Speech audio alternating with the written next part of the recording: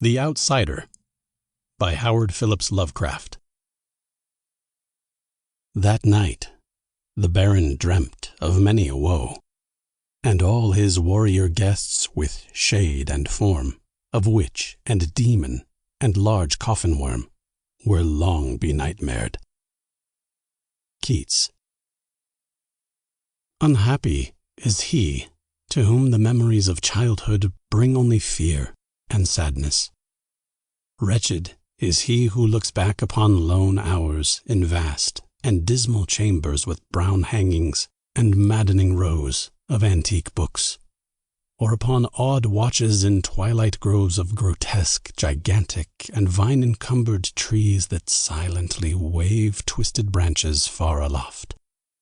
Such a lot the gods gave to me the dazed, the disappointed, the barren, the broken. And yet I am strangely content and cling desperately to those sear memories when my mind momentarily threatens to reach beyond the other. I know not where I was born, save that the castle was infinitely old and infinitely horrible, full of dark passages and having high ceilings where the eye could find only cobwebs and shadows. The stones in the crumbling corridors seemed always hideously damp, and there was an accursed smell everywhere, as of the piled-up corpses of dead generations.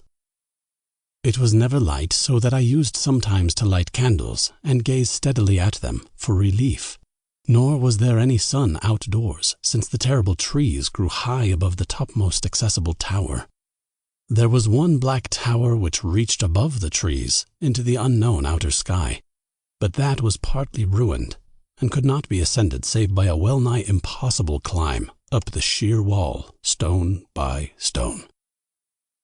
I must have lived years in this place, but I cannot measure the time.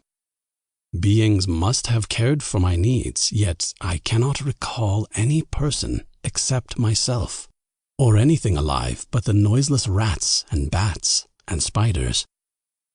I think that whoever nursed me must have been shockingly aged, since my first conception of a living person was that of somebody mockingly like myself, yet distorted, shriveled, and decaying like the castle.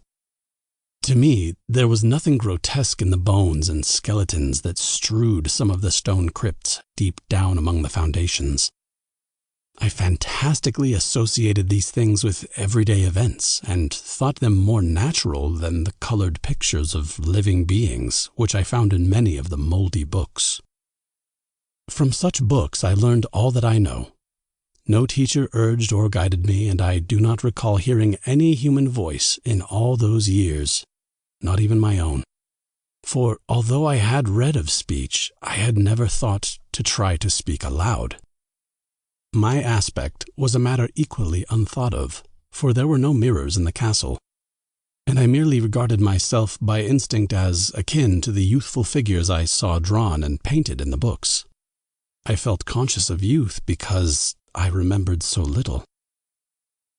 Outside, across the putrid moat and under the dark, mute trees, I would often lie and dream for hours about what I read in the books, and would longingly picture myself amidst gay crowds in the sunny world beyond the endless forest. Once I tried to escape from the forest, but as I went farther from the castle, the shade grew denser and the air more filled with brooding fear, so that I ran frantically back, lest I lose my way in a labyrinth of nighted silence. So through endless twilights I dreamed and waited, though I knew not what I waited for. Then, in the shadowy solitude, my longing for light grew so frantic that I could rest no more, and I lifted entreating hands to the single black ruined tower that reached above the forest into the unknown outer sky.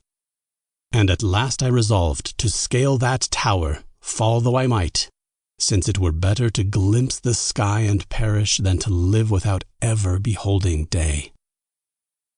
In the dank twilight, I climbed the worn and aged stone stairs till I reached the level where they ceased, and thereafter clung perilously to small footholds leading upward. ghastly and terrible was that dead, stairless cylinder of rock, black, ruined, and deserted and sinister, with startled bats whose wings made no noise. But more ghastly and terrible still was the slowness of my progress. For climb as I might, the darkness overhead grew no thinner, and a new chill as of haunted and venerable mold assailed me. I shivered as I wondered why I did not reach the light, and would have looked down had I dared. I fancied that night had come suddenly upon me, and vainly groped with one free hand for a window embrasure, that I might peer out and above and try to judge the height I had attained. All at once, after an infinity of awesome, sightless crawling up that concave and desperate precipice, I felt my head touch a solid thing, and I knew I must have gained the roof, or at least some kind of floor. In the darkness I raised my free hand and tested the barrier, finding it stone and immovable. Then came a deadly circuit of the tower, clinging to whatever holds the slimy wall could give, till finally my testing hand found the barrier yielding, and I turned upward again, pushing the slab or door with my head as I used both hands in my fearful ascent. There was no light revealed above, and as my hands went higher I knew that my climb was for the nonce ended, since the slab was the trapdoor of an aperture leading to a level stone surface of greater circumference than the lower tower, no doubt the floor of some lofty and capacious observation chamber. I crawled through carefully and tried to prevent the heavy slab from falling back into place, but failed in the latter attempt. As I lay exhausted on the stone floor, I heard the eerie echoes of its fall, but hoped when necessary to pry it up again. Believing I was now at a prodigious height, far above the accursed branches of the wood, I dragged myself up from the floor and fumbled about for windows, that I might look for the first time upon the sky and the moon and stars of which I had read. But on every hand I was disappointed, since all that I found were vast shelves of marble bearing odious oblong boxes of disturbing size. More and more I reflected and wondered what hoary secrets might abide in this high apartment so many eons cut off from the castle below. Then unexpectedly my hands came upon a doorway where hung a portal of stone, rough with strange chiseling. Trying it, I found it locked, but with a supreme burst of strength I overcame all obstacles and dragged it open inward. As I did so, there came to me the purest ecstasy I have ever known, for shining tranquilly through an ornate grating of iron and down a short stone passageway of steps that ascended from the newly found doorway was the radiant full moon, which I had never before seen save in dreams and in vague visions I dared not call memories. Fancying now that I had attained the very pinnacle of the castle, I commenced to rush up the few steps beyond the door, but the sudden veiling of the moon by a cloud caused me to stumble, and I felt my way more slowly in the dark. It was still very dark when I reached the grating, which I tried carefully and found unlocked, but which I did not open for fear of falling from the amazing height to which I had climbed. Then the moon came out. Most demoniacal of all shocks is that of the abysmally unexpected and grotesquely unbelievable. Nothing I had before undergone could compare in terror with what I now saw, with the bizarre marvels that sight implied. The sight itself was as simple as it was stupefying, for it was merely this.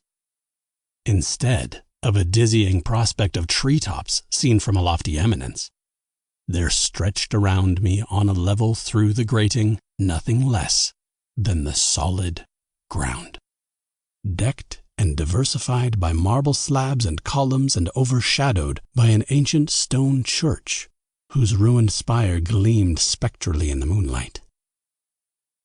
Half unconscious, I opened the grating and staggered out upon the white gravel path that stretched away in two directions. My mind, stunned and chaotic as it was, still held the frantic craving for light, and not even the fantastic wonder which had happened could stay my course. I neither knew nor cared whether my experience was insanity, dreaming, or magic, but was determined to gaze on brilliance and gaiety at any cost.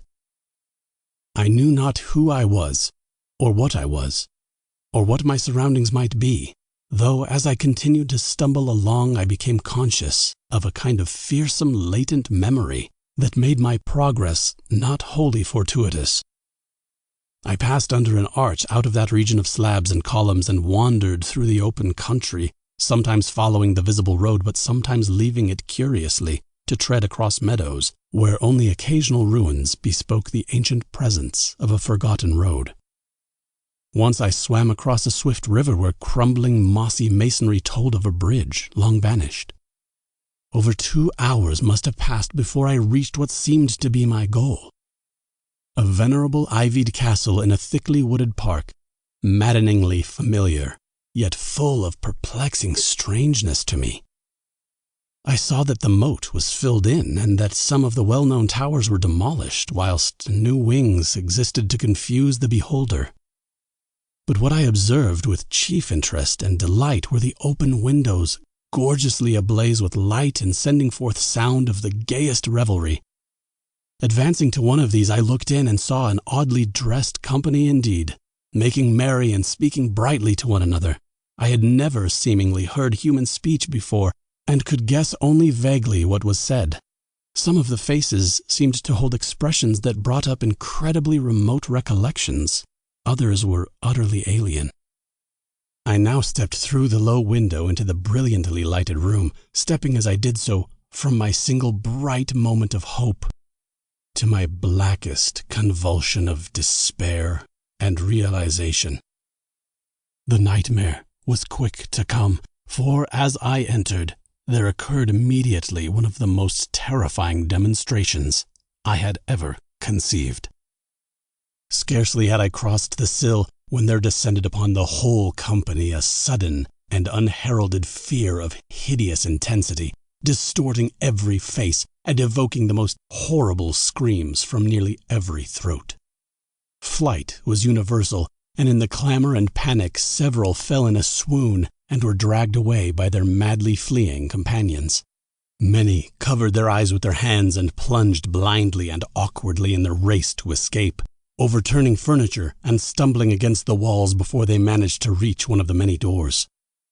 The cries were shocking, and as I stood in the brilliant apartment alone and dazed, listening to their vanishing echoes, I trembled at the thought of what might be lurking near me unseen.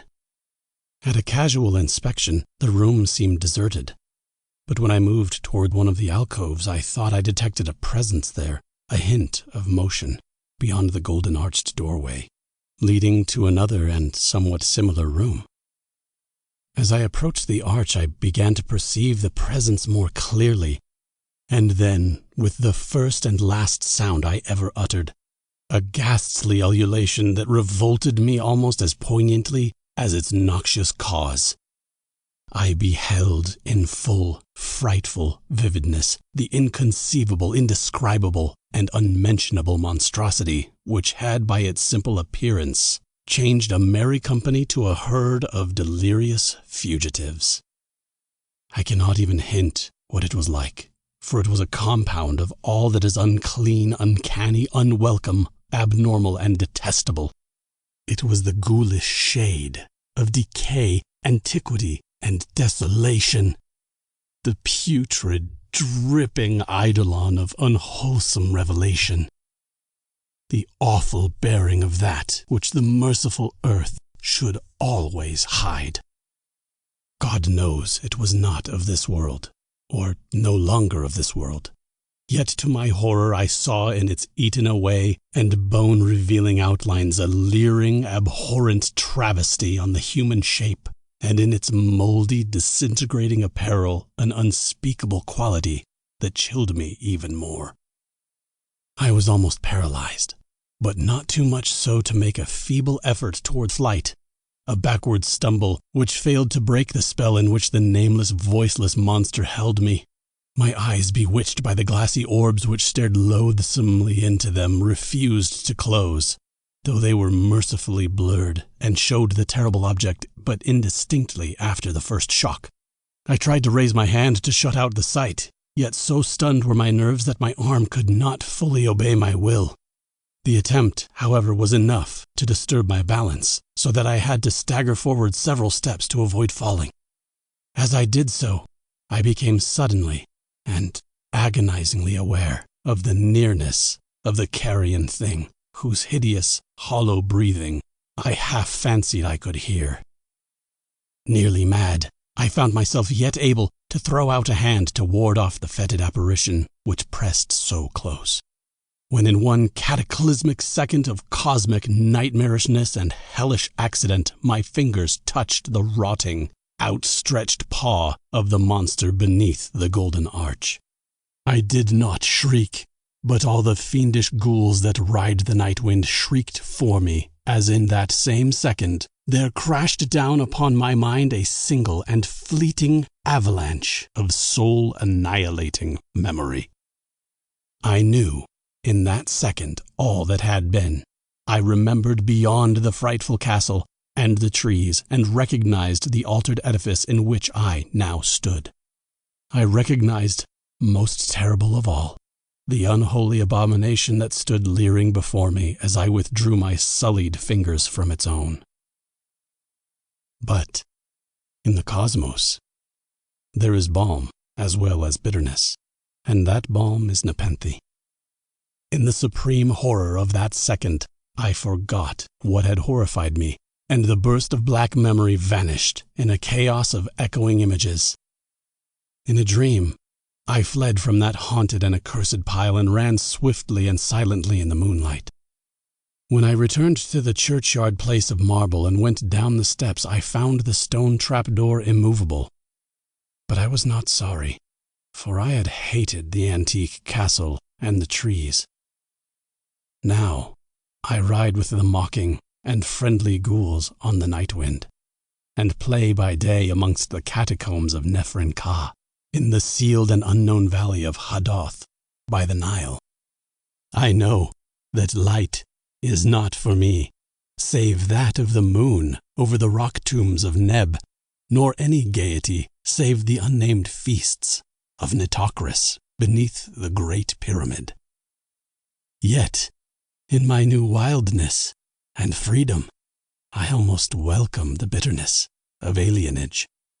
For although nepenthe has calmed me, I know always that I am an outsider, a stranger in this century and among those who are still men.